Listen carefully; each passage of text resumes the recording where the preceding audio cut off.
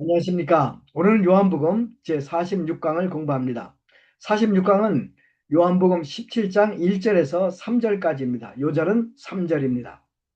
영생은 곧 유일하신 참 하나님과 그의 보내신 자 예수 그리스도를 아는 것이니이다. 젊은이들의 특징, 두려움이 없다는 것입니다. 또 피곤을 모른다는 것입니다. 대인은 군대를 제대하고 아주 친한 두 명의 친구들과 함께 40일 동안 지금 전 유럽을 누비고 다니고 있습니다. 이 젊은이들 독수리들 같습니다. 그런데 이 독수리들도 언젠가는 할아버지가 되어서 숨을 헉헉거리며 층계를 오를 날이 틀림없이 올 것입니다. 그때는 다 평준화가 됩니다. 그러면 영원히 젊음을 유지할 수 있는 길 없을까요? Forever Young, 영원한 젊음이라는 제목의 영화가 있습니다. 멜 깁슨이 주인공으로 나오는 영화입니다. 그는 공군 비행사였습니다. 그런데 특별의학 연구 목적으로 그는 산채로 얼려집니다. 그런데 사령관이 바뀌어 버려요. 그래서 그는 그냥 50년 동안이나 냉동관에서 얼려 있었습니다. 그런데 그곳에 놀러 온 아이들이 장난을 하다가 관을 열어버립니다. 그래서 그가 드디어 깨어나게 되었습니다. 50년 후에 깨어나서 그는 자신의 상관과 친구들을 찾아가 보지만 아무도 찾을 수가 없었습니다. 그에게는 사랑하지만 사랑 고백을 하지 못한 첫사랑의 여인이 있었습니다. 어떤 어린아이의 도움을 받아 비행기를 훔쳐 타고 그 여인을 찾아갑니다. 바람 부는 황혼의 들판에서 드디어 그는 그토록 사랑했던 첫사랑의 여인을 만납니다. 그 여인은 이미 흰머리가 된 할머니가 되어 있었습니다. 그런데 이 여인을 만나는 순간 청년 멜 깁슨도 갑자기 늙기 시작합니다. 결국 둘은 할아버지 할머니가 되어서 만나게 됩니다. 이 영화가 우리에게 주고자 하는 교훈이 무엇일까요? 이 영화가 우리에게 주는 교훈은 시간은 우리가 잡아들 수 없다라는 진리입니다. 시간을 잡아들 수 없기 때문에 누구나 다 결국 늙고 병들고 그리고 죽습니다. 이 사실이 우리를 불안하게 하고 두렵게 하고 또 슬프게 합니다. 그런데 여러분, 오늘 예수님께서는 영생에 대해서 말씀하십니다. 오늘 말씀을 통해서 우리는 다음 세 가지 질문에 대한 답을 얻고자 합니다. 첫 번째, 어떻게 예수님은 우리에게 영생을 주실 수 있게 되었습니까? 이것이. 두 번째 질문은 그러면 영생이 무엇입니까? 세 번째는 우리가 영생을 얻기 위해서 무엇을 해야 할까요? 이것입니다. 첫 번째, 어떻게 예수님은 우리에게 영생을 줄 수 있게 되었습니까? 1절, 2절입니다. 1절 보십시오.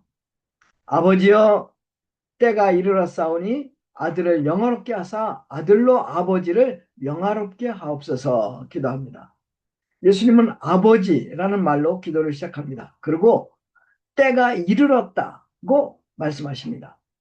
여기서 때는 예수님이 자신을 하나님의 어린 양으로 희생하실 그 때를 말씀하시는 것입니다. 예수님께서 세상의 모든 죄를 한 몸에 지시고 하나님으로부터 심판과 저주를 받으십니다. 온 인류의 죄가 예수님의 어깨에 놓여질 그때를 지금 예수님은 말씀하고 계십니다. 그때에는 하나님 아버지도 당신의 아들 예수님을 버릴 수밖에 없습니다.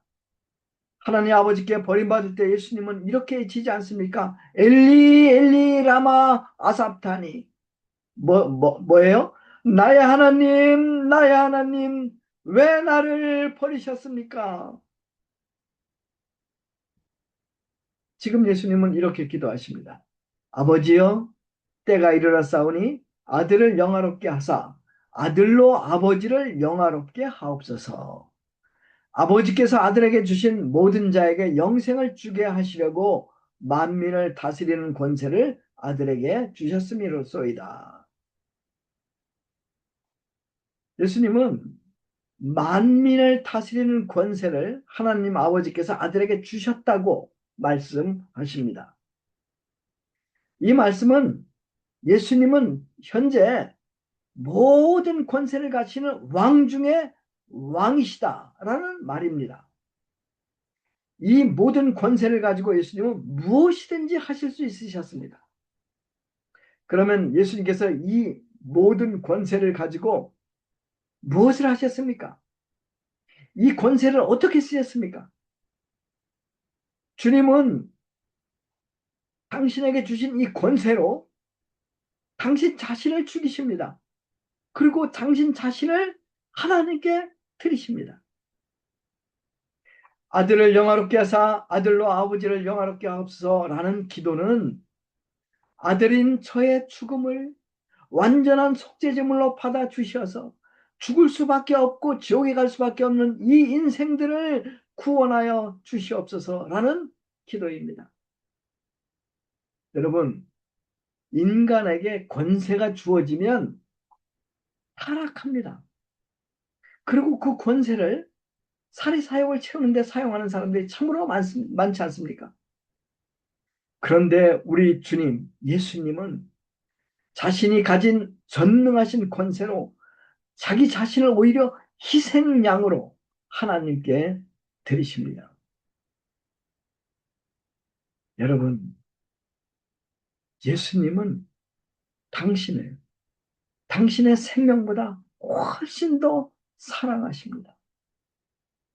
그렇습니다. 하나님의 아들 예수님께서 우리를 위해 생명을 버리심으로 우리에게 영생을 주실 수 있게 되셨습니다. 두 번째 파트, 영생이란 무엇입니까? 3절을 읽겠습니다. 영생은 곧 유일하신 참 하나님과 그의 보내신 자 예수 그리스도를 아는 것이니이다. 여기서 예수님 말씀하신 영생은 우리가 생각하는 영생과 좀 다릅니다. 우리는 보통 영생하면 끝없는 삶, 아니면 죽은 후에 영혼이 계속 존재하는 것을 영생이라고 생각합니다. 그런데 예수님은 영생을 이렇게 정의하십니다. 유일하신 참 하나님과 그의 보내신 자 예수 그리스도를 아는 것이다.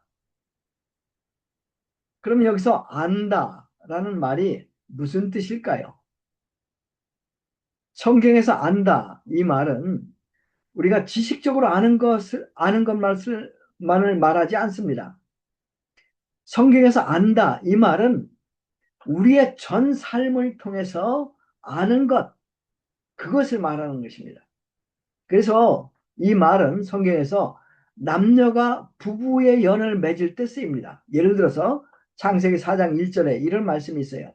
아담이 그 아내 하와를 알므로 하와가 잉태하여 가인을 낳고 이르되 내가 여호와로 말미암아 득남하였다 하니라. 여기서 안다, 동침한다는 뜻이죠. 천사 가브리엘이 마리아를 찾아가서 아이를 낳는다고 통보하자 마리아가 이렇게 질문하지 않습니까? 나는 사내를 알지 못하니 어찌 이 일이 있으리까? 유일하신 하나님과 그의 보내신 예수 그리스도를 안다. 이 말은 우리가 하나님과 아버지와 아들처럼 관계가 맺어지는 걸 말합니다. 또 예수님과는 부부처럼 전혀 떨어질 수 없는 하나가 되는 그런 관계가 이루어지는 것을 말하는 것입니다. 이 새 관계 속에서 우리의 삶은 근본적으로 새로운 가치를 갖게 됩니다. 이것이 새 생명입니다. 바로 이 새 생명, 이것이 영생인 것입니다. 그러면 구체적으로 영생은 어떤 삶일까요? 그것을 알려면 타락 전에 아담과 하와가 누렸던 에덴 동산에서의 삶을 살펴봐야 합니다. 아담과 하와는 에덴에서 다음 네 가지 성격의 삶을 살았습니다. 첫 번째가 그들은 하나님의 사랑 속에서 살았습니다. 그들은 하나님의 사랑을 확신합니다. 그들은 하나님의 사랑을 즐깁니다. 그들은 하나님과 늘 동행하며 삽니다. 하나님과 그들 사이에 죄도 없고 비밀도 없고 벽도 없었습니다. 영생? 하나님과 함께 사는 삶입니다. 하나님의 사랑 속에서 피어나는 꽃이 바로 영생이라고 할 수 있습니다. 우리를 향한 하나님의 사랑을 우리가 알게 될 때, 그리고 하나님과의 관계가 맺어질 때 우리는 내가 누구인지도 정해집니다. 하나님의 사랑 속에서 우리는 누구입니까? 우리는 하나님의 사랑하는 자녀입니다. 우리가 누구입니까? 우리는 하나님의 나라의 상속자입니다. 우리가 누구입니까? 우리는 하나님께서 당신의 아들을 희생함으로 사신 정말 우주와도 바꿀 수 없는 소중한 존재입니다. 이 하나님의 사랑을 우리가 알 때 우리는 기뻐 노래할 수밖에 없습니다. 첫 번째요. 두 번째는 아담과 하와는 하나님의 사랑, 서로 사랑하며 살았습니다. 아담이 이브에게 한 첫사랑 고백, 여러분 아십니까? 창세기 2장 23절이죠. 아담이 하와를 보고 이렇게 얘기해요. 이는 내 뼈 중에 뼈요 살 중에 살이라. 이것을 남자에게 취하였으니 여자라 칭하리라. 이 사랑 고백, 인류의 최초의 사랑 고백이요. 또 가장 뜨거운 사랑 고백이라고 할 수 있습니다. 이 말은 무슨 말이겠어요?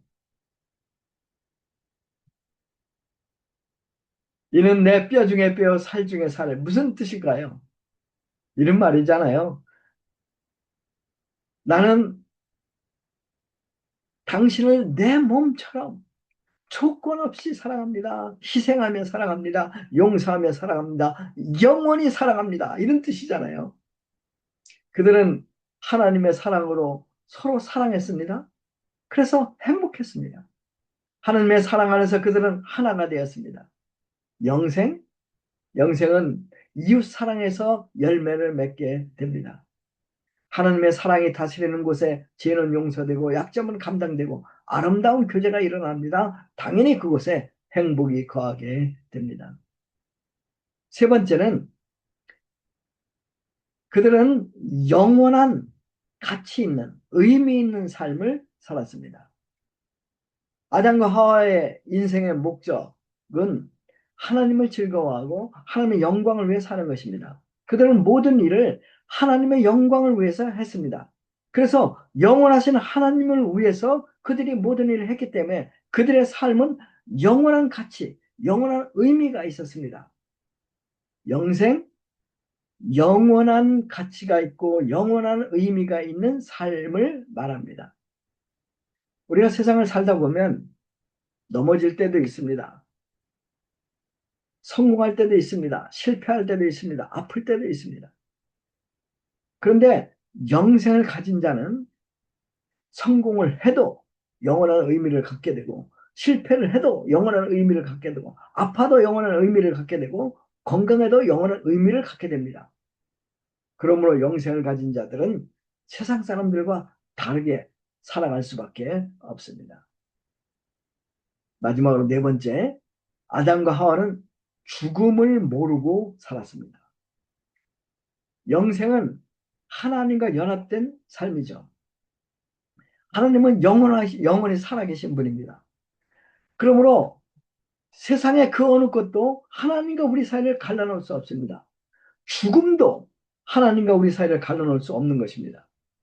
예수님께서 부활하심으로 우리에 대한 하나님의 사랑은 죽음보다 강함을 증명하셨습니다. 영생을 가진 자들에게 시간이 무엇입니까? 시간은 그들을 천국으로 인도하는 황금 마차라고 할 수 있습니다. 영생을 가진 자들에게 죽음은 천국으로 들어가는 황금 문일 뿐입니다. 이 예수님의 부활은 영원히 살고 싶은 인간의 꿈이 현실이 되는 것을 보여줍니다. 부활의 소망을 가지고 사는 자, 당연히 세상 사람들과 다르게 삽니다. 올해 2025년 9월 21일 미국 애리조나주 글렌데일에 위치한 스테이트 팜 스타디움에서 엄청나게 큰 추모 예배가 있었어요. 몇만 명이 이 추모 예배에 참석합니다. 트럼프 대통령도 참석하죠. 이 추모 예배는 찰리 커크라는 젊은이를 위한 추모 예배였습니다. 그는 신앙이 좋은 보수 정치가로 미국 젊은이들에게 성경적인 가치관과 세계관을 갖도록 격려하며 다녔습니다. 터닝 포인트 USA라는 단체를 만들어서 미국 젊은이들에게 아주 큰 영향을 미쳤습니다. 그런데 그가 11일 전에 유타주 어느 대학에서 강연을 하는데 갑자기 총알이 날라와서 이 총알이 목에 맞아서 결국 그 자리에서 그는 사망하고 맙니다. 그때 그의 나이 31살입니다. 커크 씨는 사망하기 얼마 전에 한국을 방문했어요. 그래서 한국에서도 빌트업 코리아라는 이제 미국에 있는 터닝 포인트 USA와 이 성격이 같은 그런 단체의 행사에 특별히 초대되어서 참석을 합니다. 이제 빌트업 코리아 행사가 마지막 시간인데 이때 커크 씨가 나와가지고 젊은이들과 대화를 합니다. 그런 많은 한국 젊은이들에게 성서적인 가치관과 세계관을 갖도록 열심히 격려했습니다. 그에게는 아름다운 아내가 있고 두 아이들이 있었습니다. 추모 예배에 그의 아내 36살 에리카 커크가 나와서 인사도 하고 짧은 연설을 합니다. 그녀의 말에 추모 예배에 참석한 모든 사람들 깊은 감동을 받습니다. 이렇게 얘기를 해요. My husband Charlie, he wanted to show young men just like the one who took his life. That young man, I forgive him. I forgive him because it was what Christ did and it's what Charlie would do. 한국말로 번역하면 제 남편 찰리는 남편을 죽인 바로 그 사람 같은 젊은이들을 구하기를 원했습니다. 그 젊은 남자를 저는 용서합니다. 저는 그를 용서합니다. 왜냐하면 그리스도께서 하신 일이었고 찰리도 똑같이 했을 것이기 때문입니다. 그리고 또 이런 말을 했어요. The answer to hate is not hate. The answer we know from the gospel is love, and always love. Love for our enemies and love for those who persecute us. 미움에 대한 답은 미움이 아닙니다. 우리가 복음에서 하는 답은 사랑이고 언제나 사랑입니다. 우리의 원수를 위한 사랑과 우리를 박해하는 이들을 위한 사랑입니다.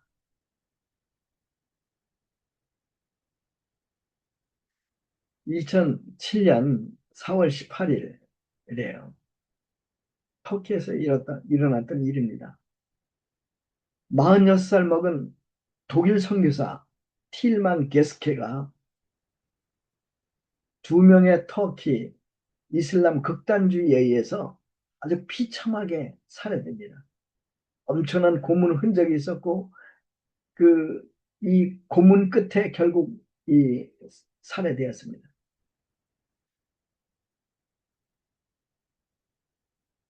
자기 남편 틸만이 죽은 뒤에 기자가 찾아와서 그 부인 수잔네와 인터뷰를 합니다. 그 인터뷰 내용이 터키 신문에 실려요. 일면에 아주 크게 이 터키 전 그 전체에 이제 그 이 터키 신문을 통해서 이제 이 수잔나가 무슨 말을 했는가가 이제 알려지게 됩니다.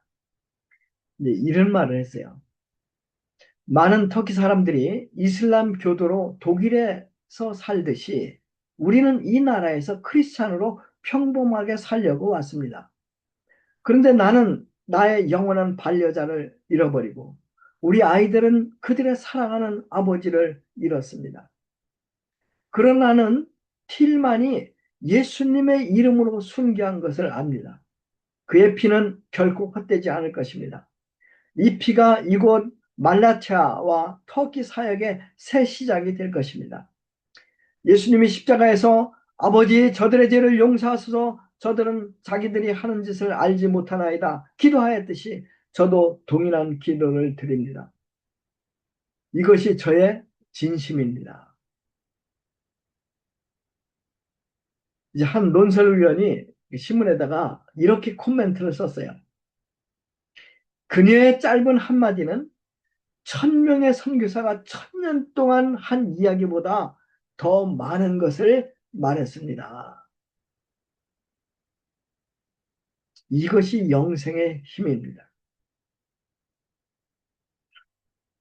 그러면 우리가 영생을 얻으려면 무엇을 해야 할까요? 3절 다시 한번 읽겠습니다. 영생은 곧 유일하신 참 하나님과 그의 보내신 자 예수 그리스도를 아는 것이니이다. 유일하신 참 하나님과 그의 보내신 자 예수 그리스도를 아는 것 그것이다. 이렇게 주님은 말씀하십니다. 요한복음 3장 16절 더 쉽게 주님이 말씀하시죠.